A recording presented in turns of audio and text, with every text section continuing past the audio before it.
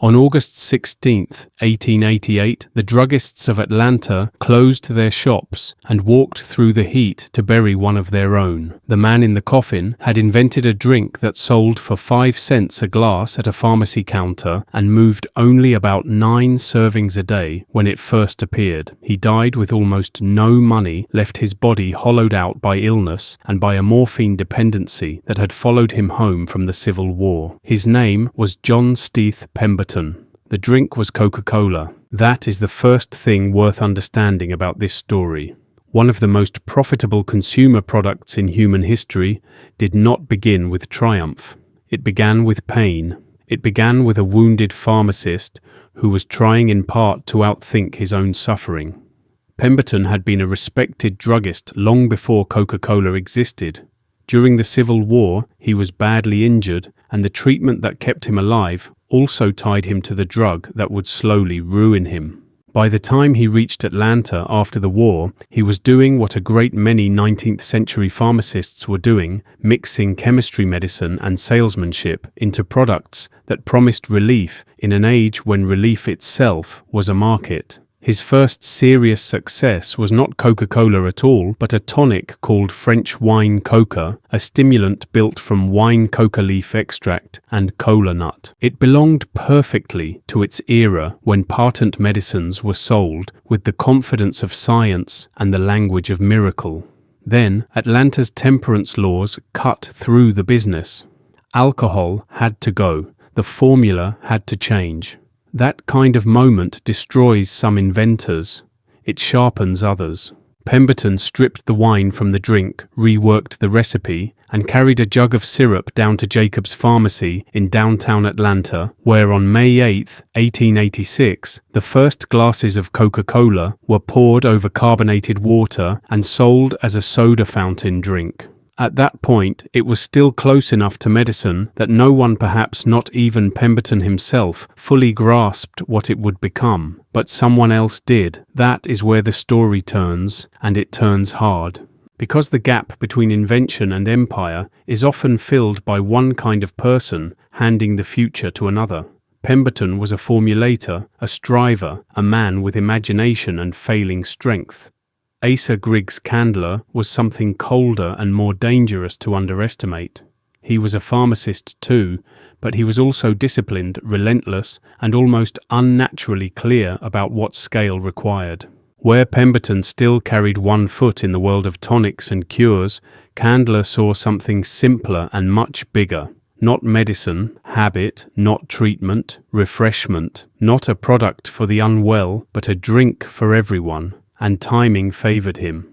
Pemberton was sick short of money and selling pieces of his ownership through a tangle of agreements that historians still argue over in detail. Beginning in 1888, Candler started buying rights to the formula and business. He did not do it in one grand theatrical takeover.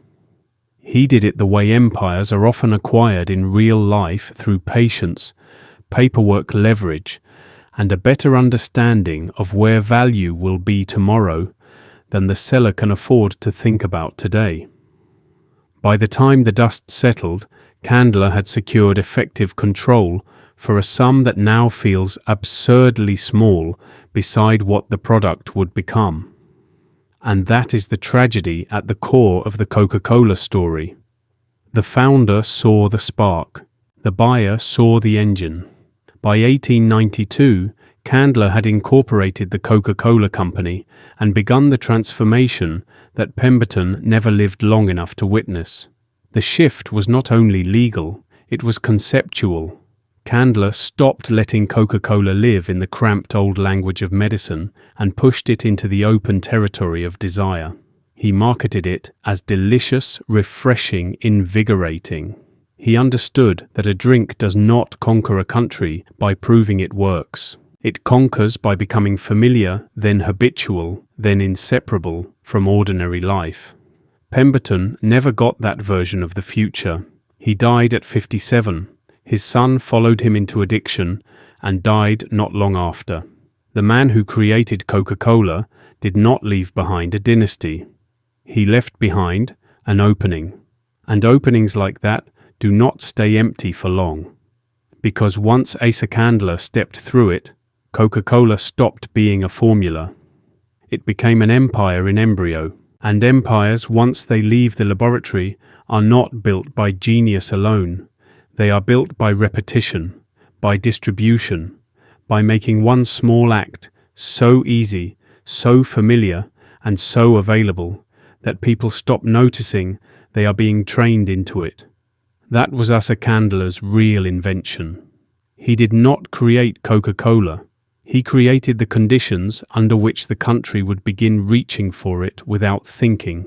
He pushed the drink out of the apothecary's vocabulary and into the language of appetite, then used one of the earliest large-scale sampling campaigns in American business to make sure people tasted it before they had any reason to want it.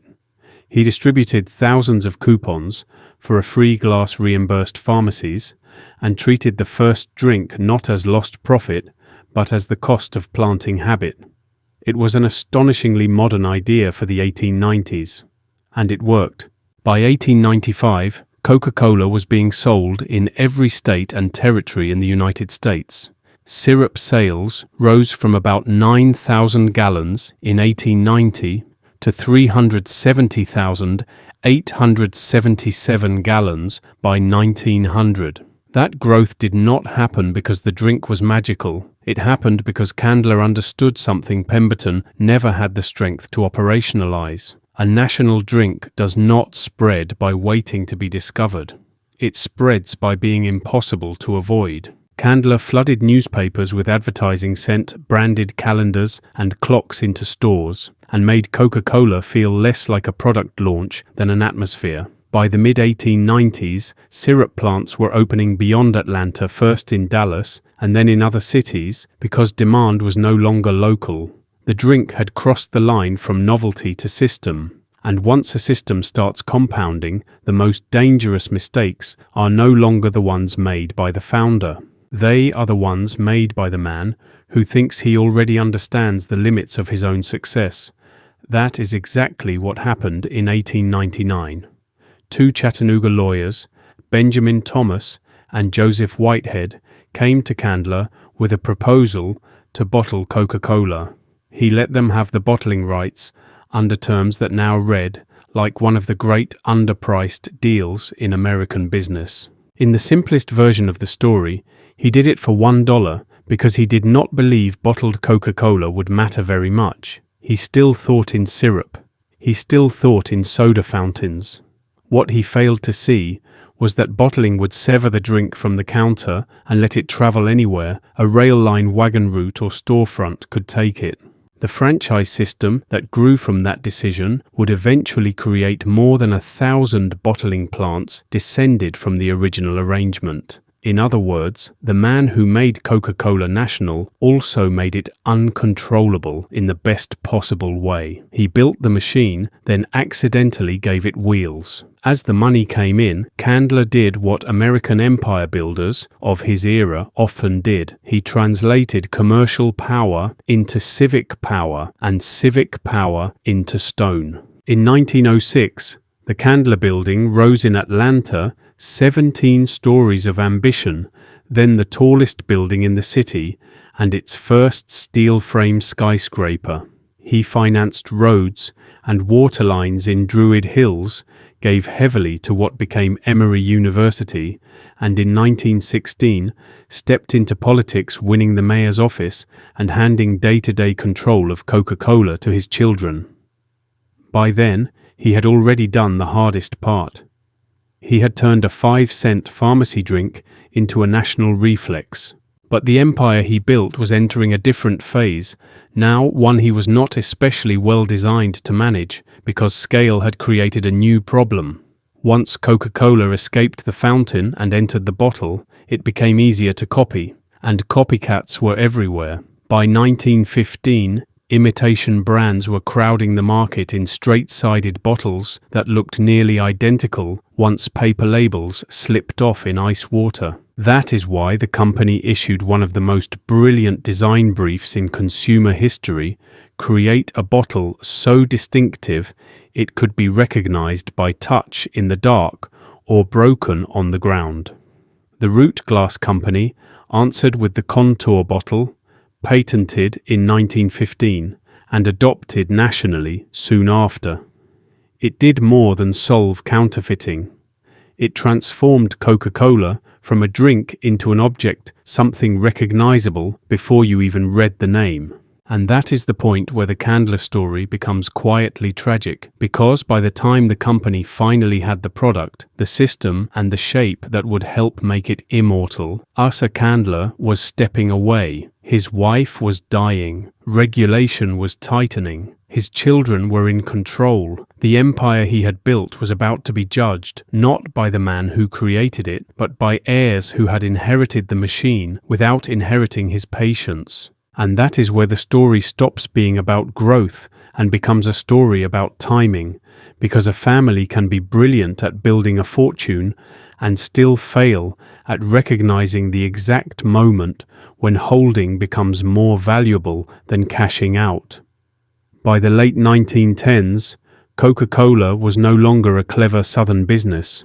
It was a machine with national reach, a protected bottle shape, a bottling network that Candler had underestimated, and a brand that had already moved beyond Atlanta's control. Asa Candler had done the hard part. Then he stepped back. He turned to politics, served as mayor of Atlanta, and handed the company to his children.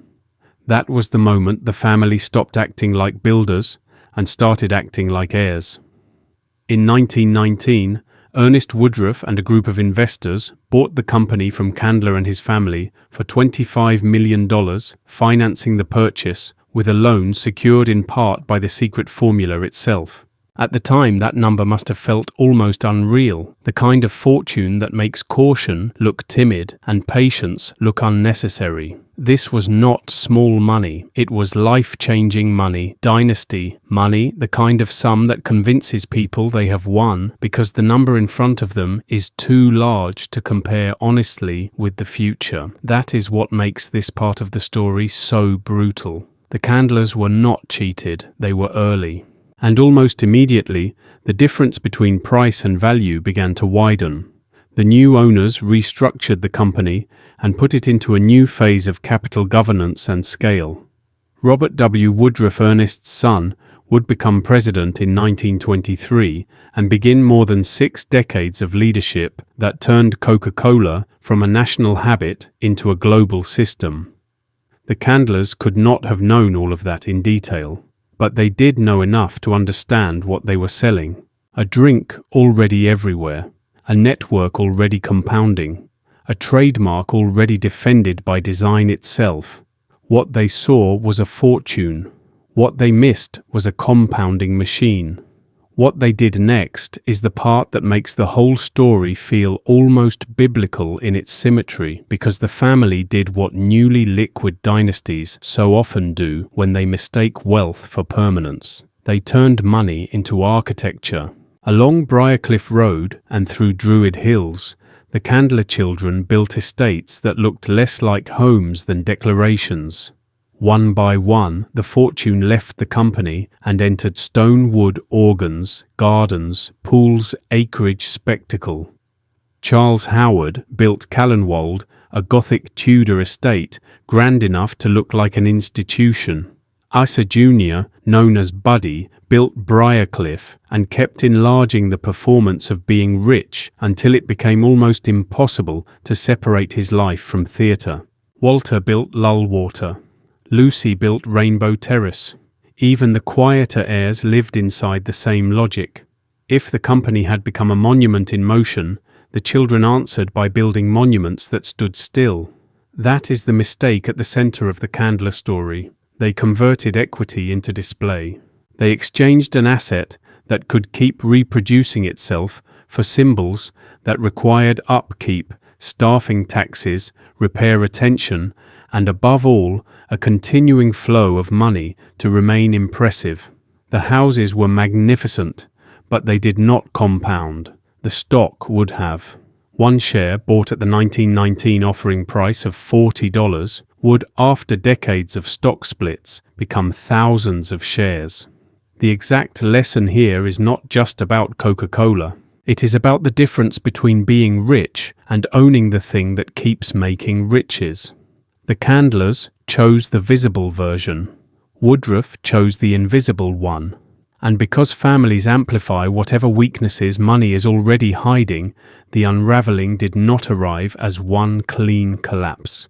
It arrived as personality, buddies drinking, grand projects that outgrew prudence, a zoo brought into a residential neighborhood, social prestige curdling into gossip and then into ruin. Another branch of the family saw scandal enter through grief and violence when Lucy's husband, Henry Hines, was shot in the library of Rainbow Terrace in 1943 under circumstances that never fully lost their aura of confusion.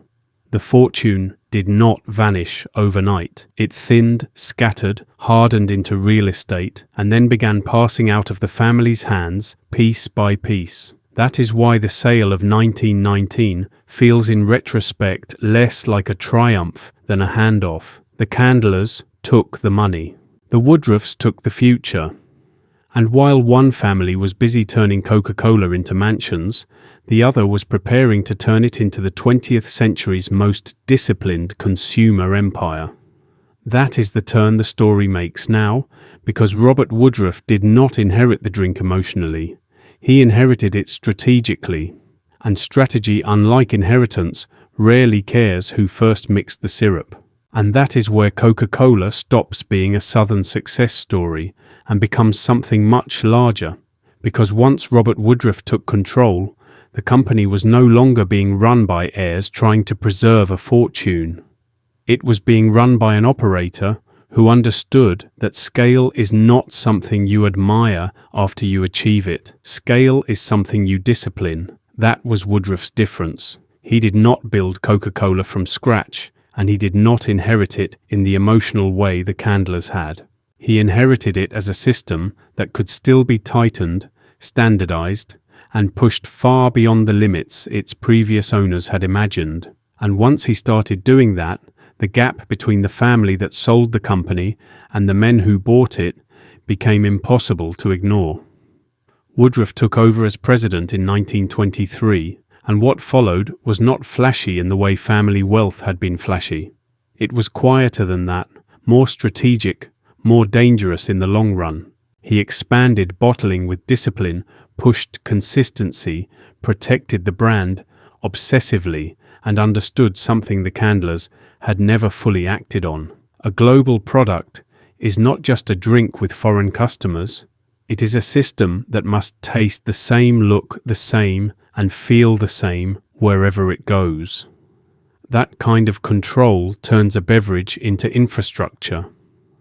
Then came the Second World War, and with it, one of the most consequential business decisions in modern consumer history. Woodruff declared that every American serviceman should be able to get a bottle of Coca-Cola for 5 cents, wherever he was, and whatever it cost the company. It sounded patriotic, and it was, but it was also strategic on a scale few executives had ever attempted.